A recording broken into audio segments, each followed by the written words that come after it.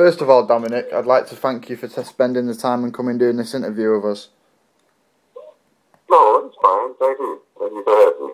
Now, you were scheduled to fight Franklin Lawrence twice. Now, what's happened with regards to that? Because there's very little information online about it.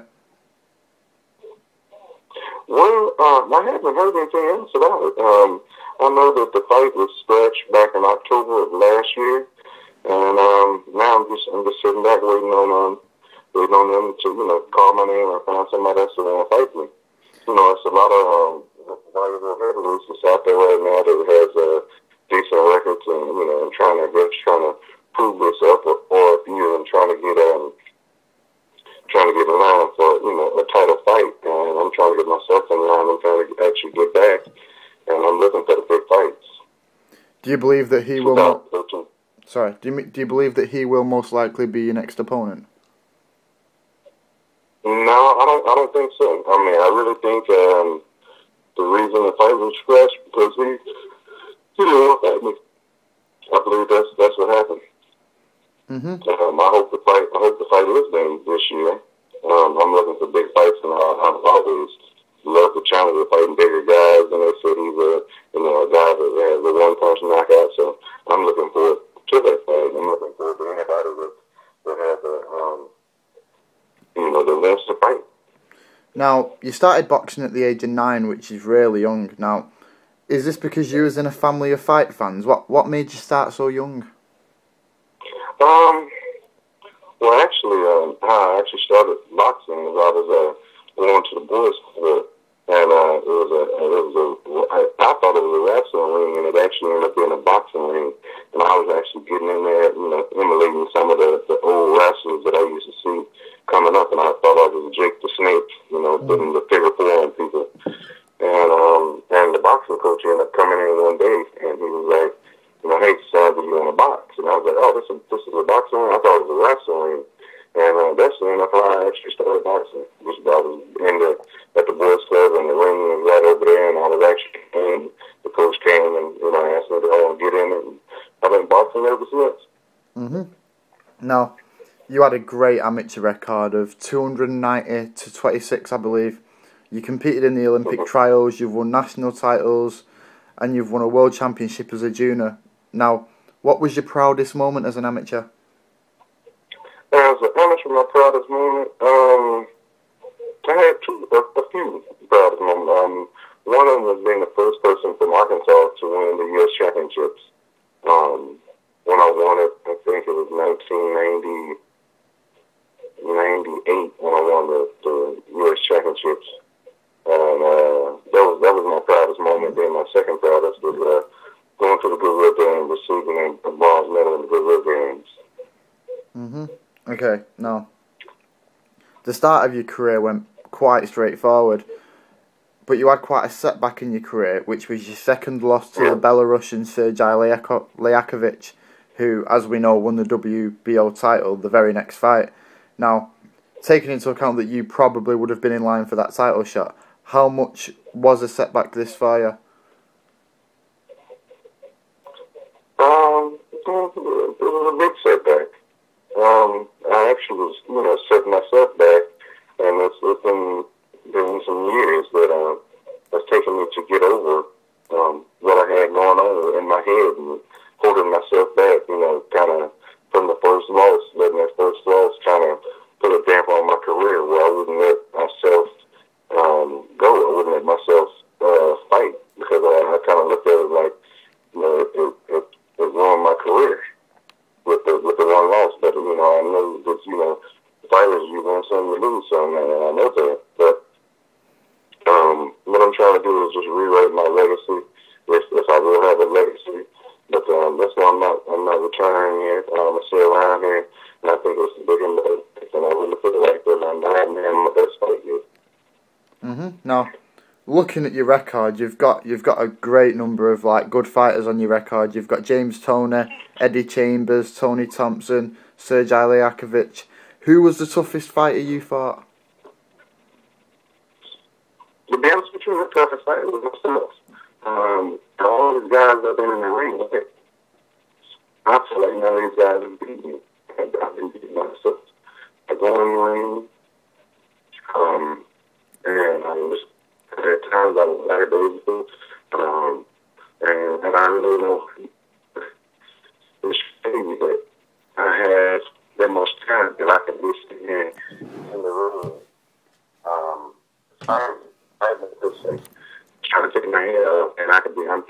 something else. I'm thinking about, I know they're not paying me what I'm worth.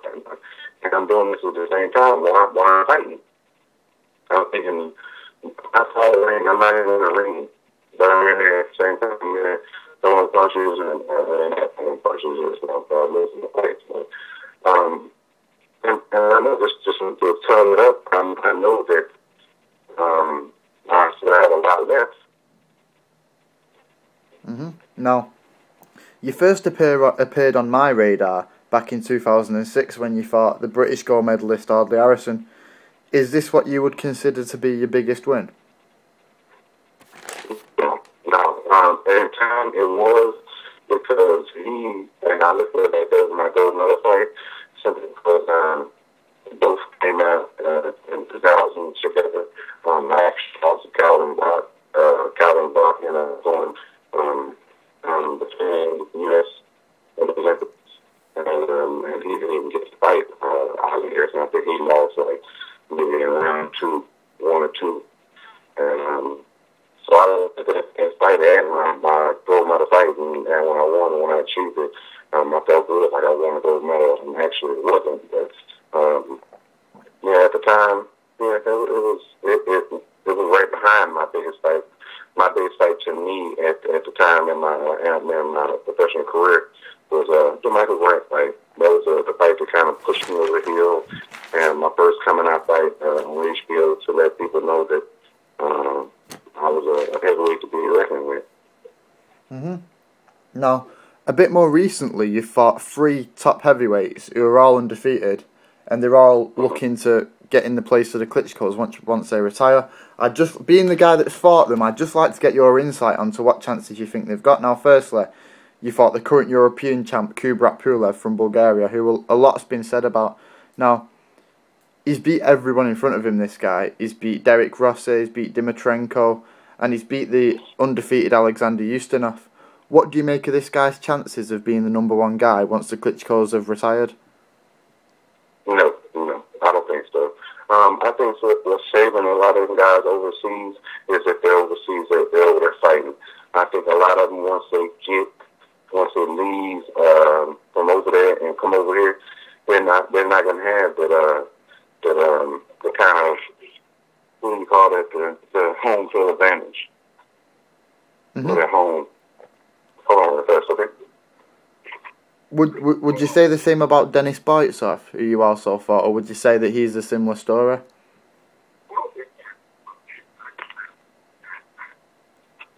Okay, no, I'm back. Okay, it's okay. Would you say the same against Denis Boytsov, who's also undefeated? Now, what I like about Denis, I think Denis was a little stronger than Kubrat, but he's another one that's, I think he's one-dimensional. And once they get out of over there in Europe and go over here, I think it's some heavyweights there, and then they both get hit. I fought them, and I thought I took a big game over there. And when I went over there and fought, even at sea, I went over there. Really, knowing, and like I said, when I went in the fight, I knew that I wasn't going to get the decision. And then I didn't go there even looking for a knockout. And I think in that last fight with Denis Boytsov, if I would have picked it up earlier, which if it was a fifth, I'm not gonna say that, but no, I don't think that either guy has a chance to beat Klitschko at this time. Maybe in a few more years after Klitschko get older, but no, I don't think they have a chance. They don't really have a pop unless they catch Klitschko right on the chin or something. But I'm not giving them a chance to fight Klitschko. Now, you also fought. They can beat some of the A-class fighters here in the United States. I think what's the guy, Mansour, would knock both of them guys out. Yeah, that's interesting because you fought Amir Mansour, who I don't know exactly what this guy has to offer. He was out the game for around 8 years, serving a prison sentence, so he's undefeated, but we haven't seen that much of him to come to a reasonable conclusion. But this guy's adamant that he can beat the Klitschko's. What are the chances of this guy being the champ, in your opinion, sometime in the near future? Well, I think it's a good chance for him because one, he's a southpaw, and you're not gonna run into too many southpaw heavyweights that's out there. And he's good with both hands. He lets his hands go, and to me, I think he's fearless. He's not scared of anything, and he's coming to fight. I give him a way better chance to beat Klitschko than anybody else because I see where Klitschko has problems with southpaws, which I think a lot of myself and other orthodox fighters have problems with southpaws, so they're not spawn southpaws all the time. So I think he would be right there. All he had to do is get on the inside and throw that shot, that left hand shot, and he might be able to get Klitschko out of there. Yeah, so if we was to suppose that both the Klitschkos retired without being beat anymore, which guys do you see there being the ones that really take the reins in the heavyweight division? To be honest with you, Malik Scott. Malik Scott is 35-0. I would say Malik Scott. There's several heavyweights out here that's not even on the radar, and the reason they're not on the radar is maybe bad management, maybe the promoter has them on the shelf. But I think there's guys out here that's way better than these guys that's at the top right now. That's at the top of they're just right up under Klitschko man.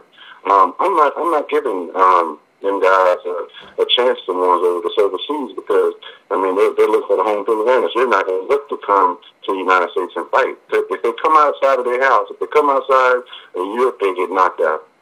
And I really think that will happen with both of them guys, Tuvat or Dennis Wilson. I would love to get that rematch. I would love to fight him here, and I already told my coach that I knew that I would knock him out. There were several things that was going on in the fights when I was over there that I felt like I was at a disadvantage, but I didn't complain because I knew I was going over there, and if I didn't knock these guys out, I wouldn't get the decision. So I kind of put myself in the hole going over it, but everything happens for a reason, and I'm not going to complain or cry about it. I just look forward to if these guys do ever come over here, and hopefully I'm in the number 1 and number 2 position to where I will get that fight. Now, one of the names that keeps getting mentioned, and he's getting mentioned quite a lot, is Deontay Wilder, because he's had 26 fights and he's won them all by knockout. Now, a lot's been made about the lack of competition that's been given. Also, what's your opinion on this guy?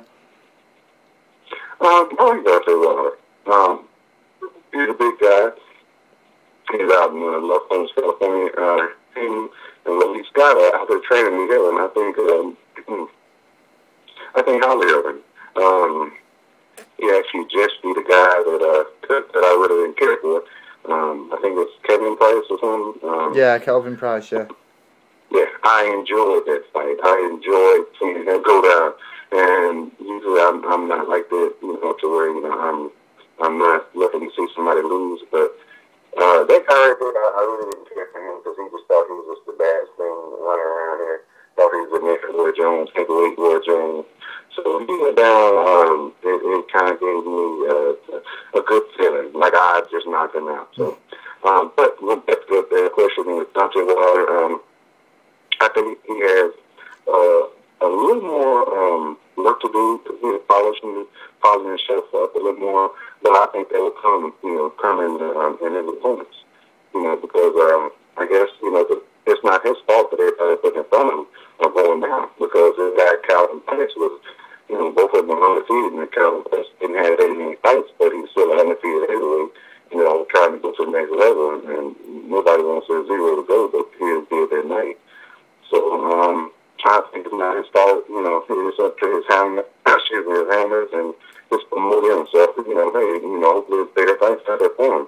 But at the same time, in this division, everybody is politics, everybody is sitting there trying to hold their heavyweight and get into the key fights, the title fight. So, I'm not blaming him. I'm going to blame his handlers or blame the people who probably blaming him. Now, the Klitschkos are continually discredited, where, in my opinion, they've been dominant for almost a decade, and they deserve every credit. They deserve everything they get. As a fellow fighter, what do you make of them? Do you believe that they deserve everything they get, or do you believe that they should be criticised? No, I believe they deserve everything they get because, like I said, they are knocking people out. They are beating people, and they have been beating people. Like I said, both brothers, I think, went to the Olympics, and I think got gold medals. So they, like I say, their pedigree is, is said, is written, and they have a great legacy that they're writing, and they're able to stop today. They're written a legacy. They're actually two brothers out of two of the better ever in history of the team, and it was that ruled like they did. They deserve everything, all the accolades, because, like I said, they're not going in there and just taking easy fights. So, I mean, what if I come to the period and they win the fight? So, my hats are off the cliff. I mean, I enjoy watching them fight because I know somebody's going to get knocked out. Now, maybe this last fight right here, I felt that he probably should knock the guy out. Letterman, I'm thinking the guy he fought, however you say his name, Marcus. Marius Wack or something like that. Yeah. I thought Klitschko should have knocked him out, but I mean, that's my feeling. I'm sure that maybe his trainers got on him, or maybe it was something because the main stool wasn't there, and it might have been, the lack of interest in wanting to get him out of there. No, I'm happy to bring this to a close now, Dominic. Is there any message you'd like to pass on to the fans, or any form of social networking information? Well, the message I'm going to pass on is my New Year's resolution. I'm going to be all out. And if you come to watch me fight, or if you just happen to see me fight this year or next year, you'll see a great fighter who's back on his game. I'm feeling good again, and I'm just ready to fight. And I'm just hoping that they give me a chance to fight. Some of these up and coming guys, that want to be heavyweight champion of the world. And I feel like if you want to be heavyweight champion of the world, you're taking a fight. You're going to be the people's champion, and that's why I've always took any fight they gave me, because I want to be the people's champion. I don't want to be someone where they say, well, he got this person, he got that person. I would never want to have that name. So that's why I took any fight they ever came to me with, I took. And I'm just hoping that happened 2013, 2014. Excuse me, that's going to be some great years for me and 14. Alright guys, that was a Real Combat Media Radio exclusive with heavyweight contender Dominick Guinn. Once again, I'm your host. Take care till next time. Thank you. Thank you for having me on. Hey,